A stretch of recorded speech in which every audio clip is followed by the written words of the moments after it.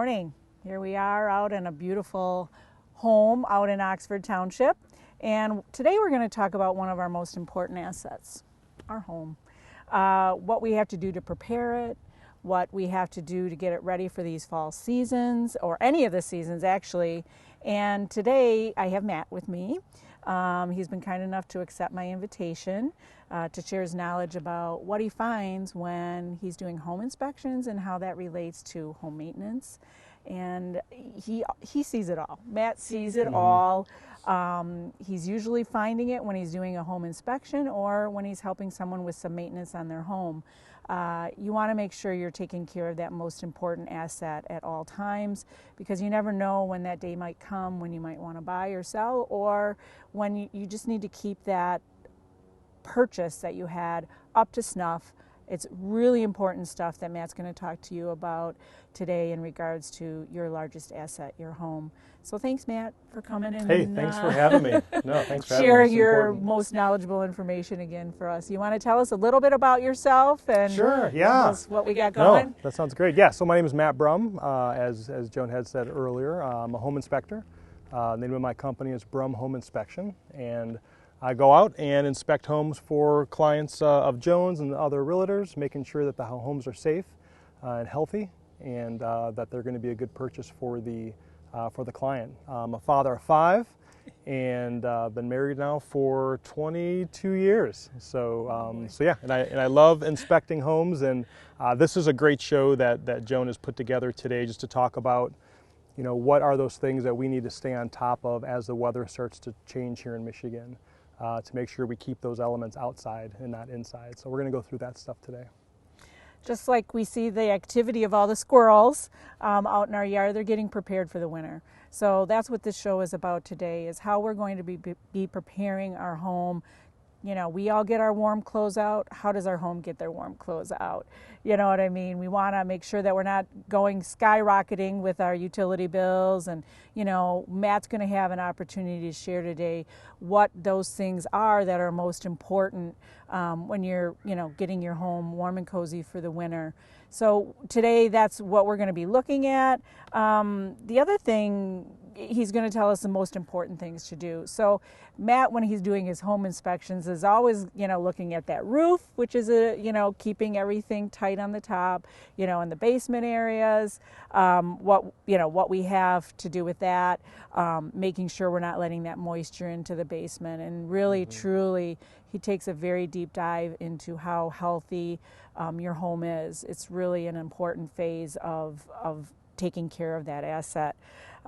So what would you say, Matt, is really, before we get into the deep dive of showing us how to do this, what are the most important things that someone should be doing this season to be getting their home ready for those cold months? Sure. Well, as we said earlier, what we're looking really to try to do is to try to keep that inclement weather outside. We don't want that coming inside our home. And so one of the first places that I like to look at is the roof. You know, think of the roof as this protective barrier, almost like this raincoat over your home. And just like if you were wearing a raincoat, any slice or any tear in it in the rain, you're going to get wet. And so we don't want to have that weather be invited into our attic, into our ceilings, or into our home via the roof surface. And so we get a lot of tree limbs, leaves, all kinds of stuff, gutters getting backed up.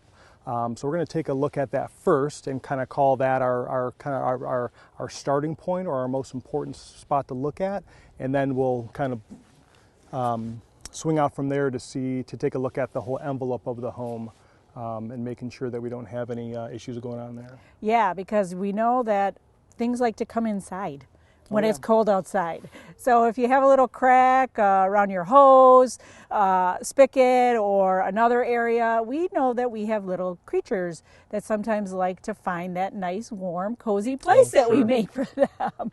So Matt finds these things, and usually, like I said, Matt will see this in a home inspection, and then that's something that then we have to call a professional in. It's an expense to, you know, the buyer, the seller, as to, you know, what, you know, these expenses start adding up if you're not taking care of them on, the seasonal bases that we need to do it.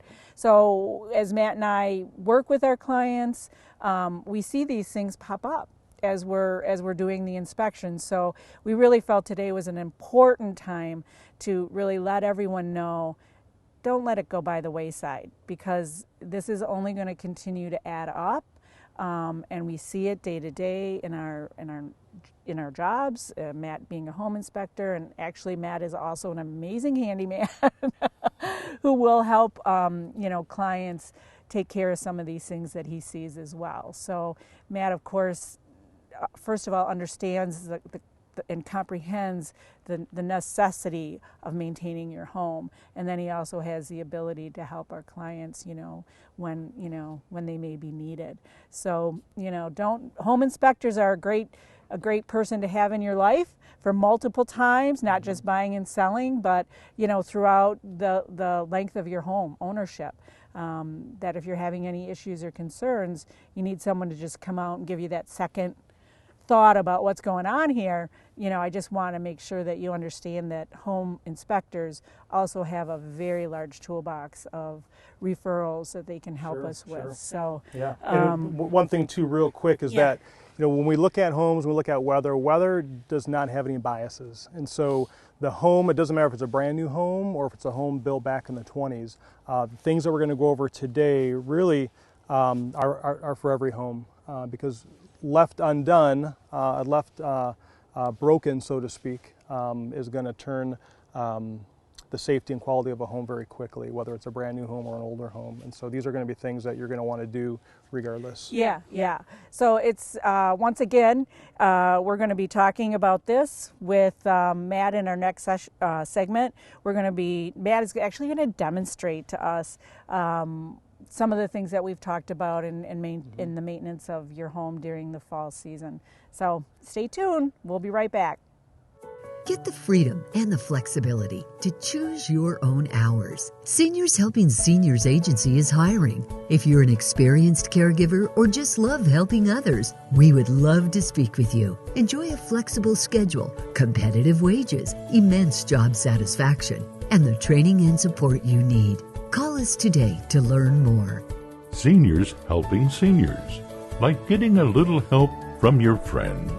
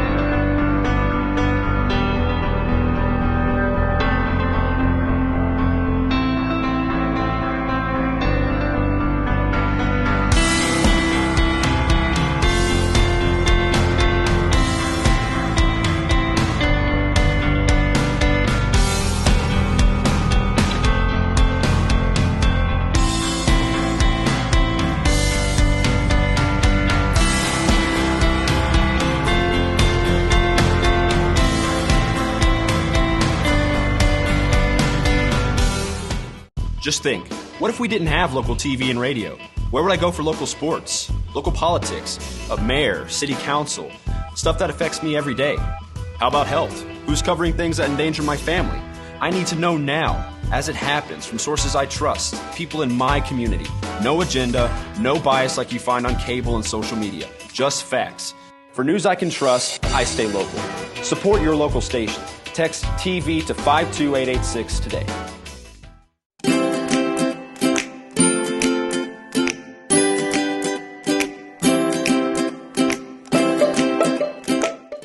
All right, so we're going to head up on the roof now, take a look at our condition up there, and then see what types of things that we're going to want to be concerned with as we kind of move into the winter season. So come on up and join us.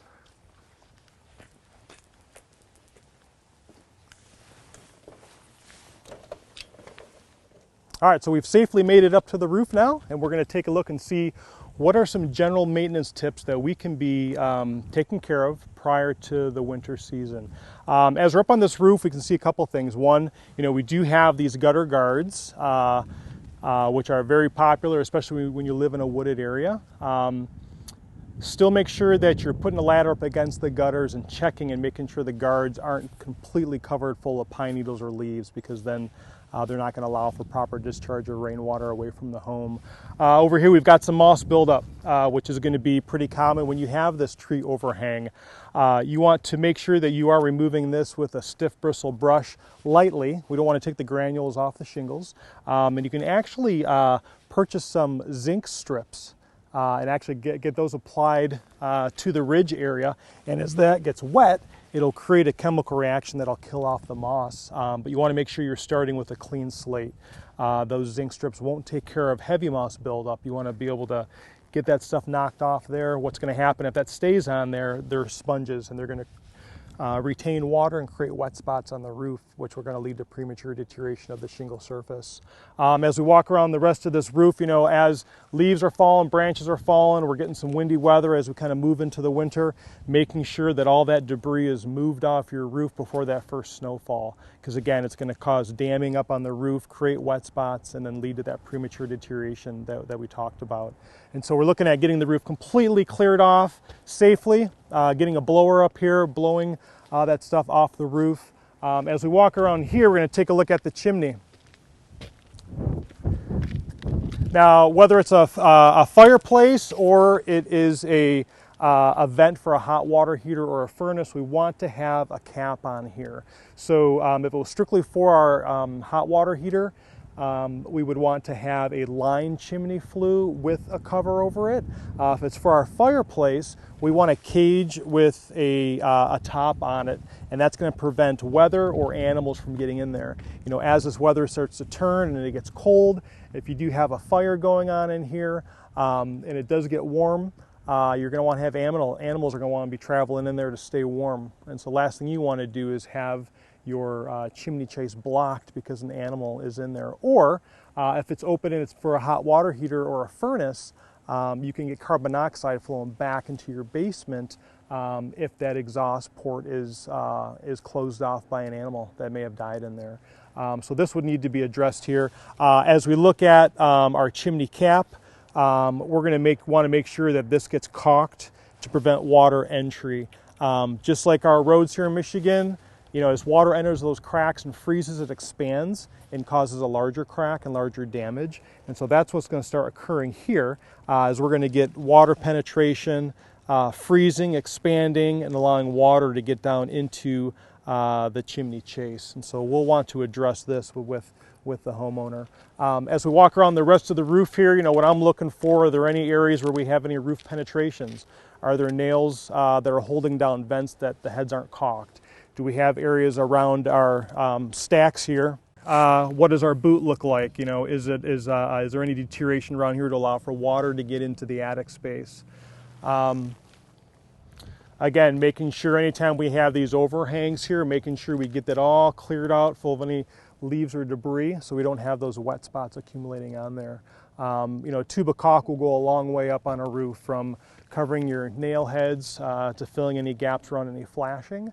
The main thing is to keep your roof system clear of any debris, including your gutters clear of debris, to allow that water to discharge properly from the heavy rains that we'll be getting to the melted snow, making sure that that top envelope of your home is fully protected. So again, that weather, like we said at the top of the hour, doesn't make its way into the inside of the home.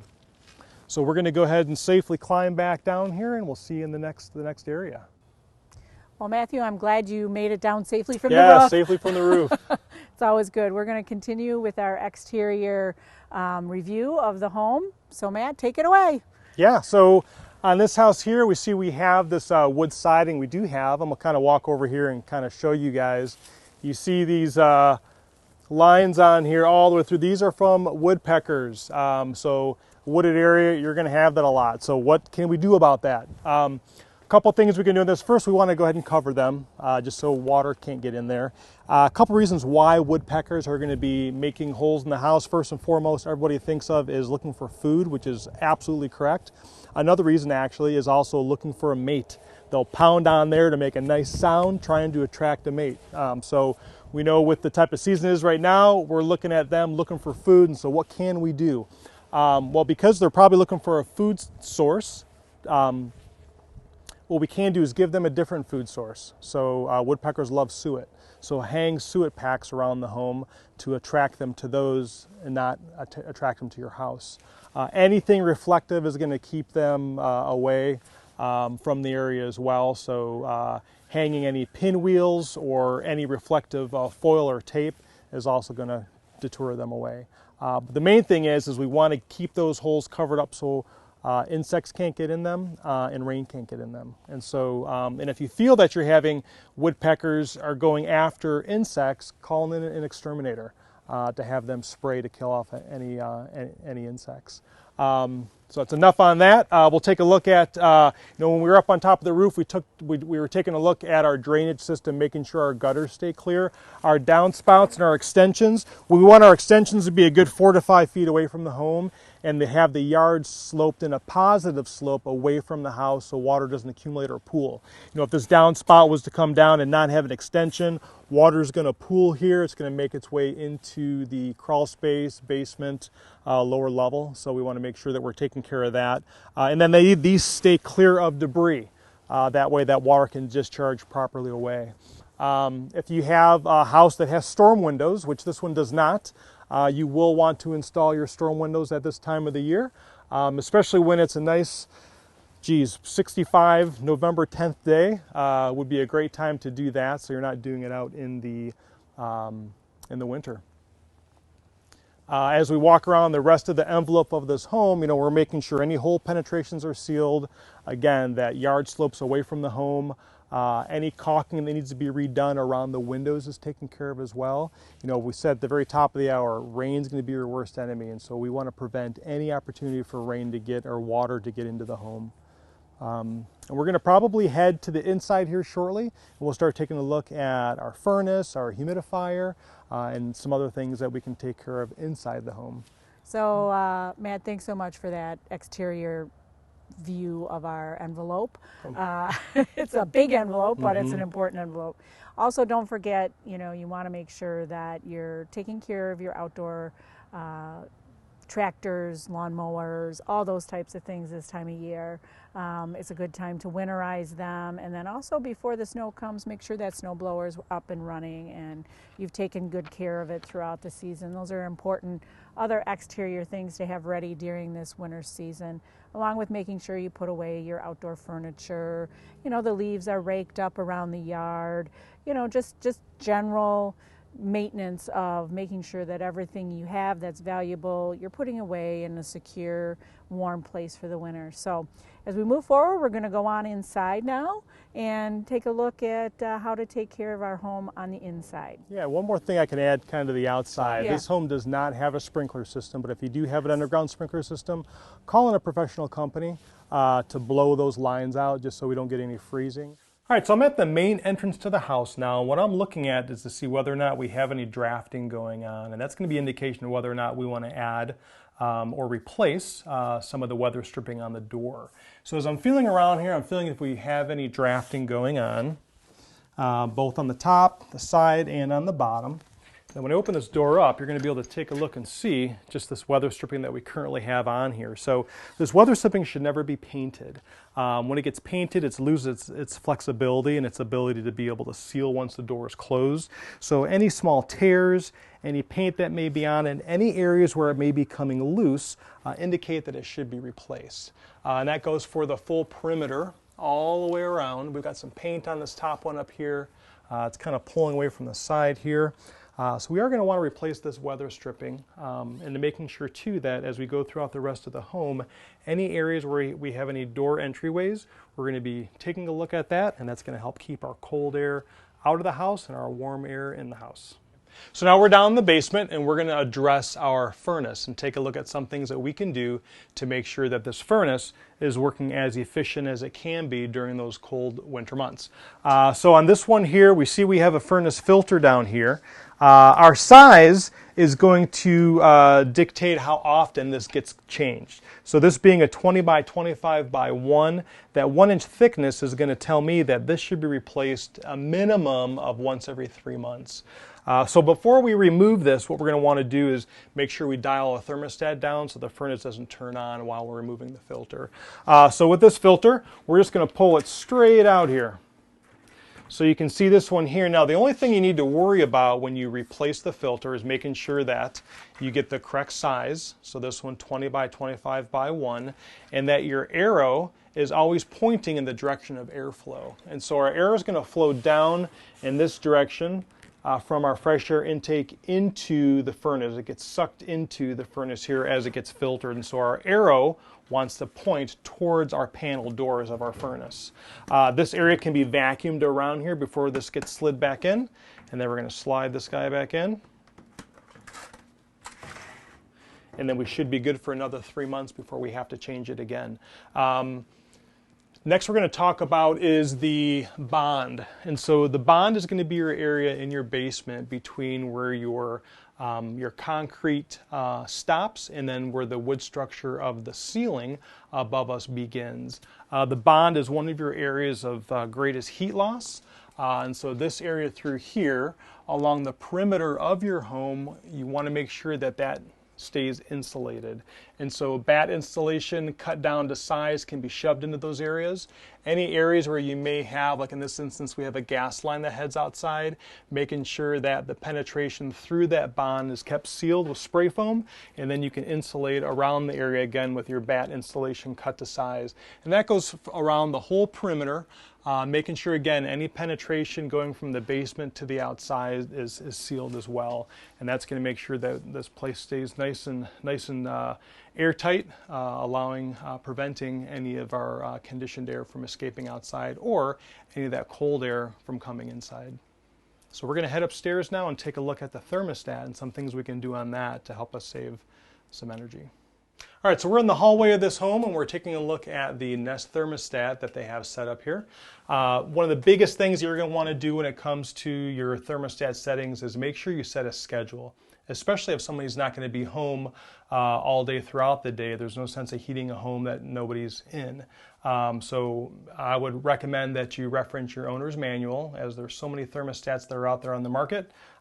This one in particular for a Nest, all I'm going to do is just going to press the button here. I'm going to scroll to my calendar, hit that again for my schedule, and then at this point I can go ahead and adjust my temperature based on what time I want to hit my high temperature for the day during any particular time of the day, and then drop that temperature back down when there's no occupants within the home. So very important. That's going to definitely save on your utility bills because again, there's no sense in heating a home that somebody's not in, or trying to crank your temperature up to that optimum height. When you do get home, you can have that temperature gradually increase, and so when you do arrive back home after work, it's at that optimum temperature that you want to have for the rest of the evening.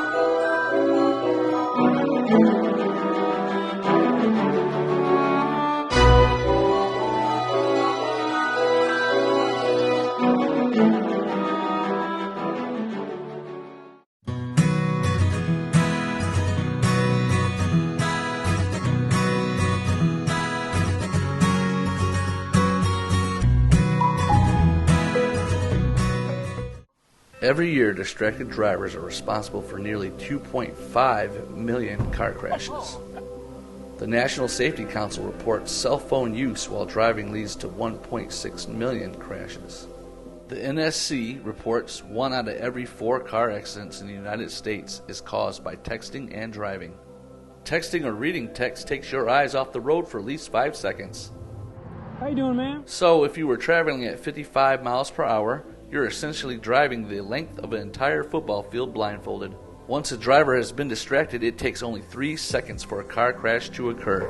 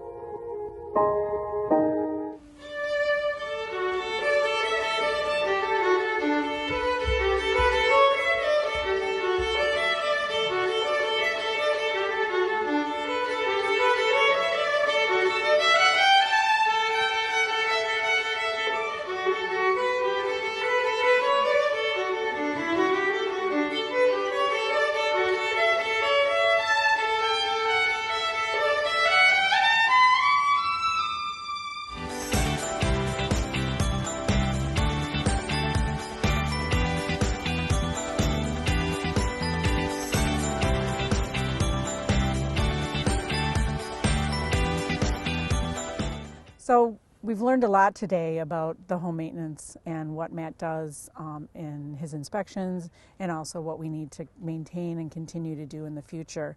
So if you're a first-time home buyer or you're a long-time home buyer, you're getting ready to downsize, these are things that, you know, you're thinking, I don't want my husband back up on the roof because he just really isn't stable. You know, remember that these are very important tools for you to move forward with in regards to your home maintenance. Some of them are simple, some of them are you're going to need a contractor to come in and help you with, but whatever it may be, just remember to keep that asset on the top of your list of things to take care of. It doesn't sound really exciting to get a new roof put on with the amount of money that you have to spend on one, but in all honesty, those are the things that you need to make sure you're always staying on top of and having them looked at. You know, Matt has seen, I don't know how many homes you've seen, Matt, but Thousands. thousands. and you know what's the most expensive things to take care of. So just make sure you're keeping an eye on those things for multiple reasons. Everything you've shared has been extremely important, and I really want to thank you for your time to help our community understand some of the things that are very necessary to maintain that home. So, Sure. And the biggest thing, I mean, I'll continue to stress, water will be your worst enemy. So if I can't say it enough, keep that water away. And then any of the things that we discuss, if you have any questions at all or concerns, you need help with something, my information will be in the show notes. If I can't do it myself, I can refer you to somebody who can. So thanks for joining us. And Joan, thanks for having me again. All right, thanks so much. Appreciate it. Have a wonderful day. See you soon.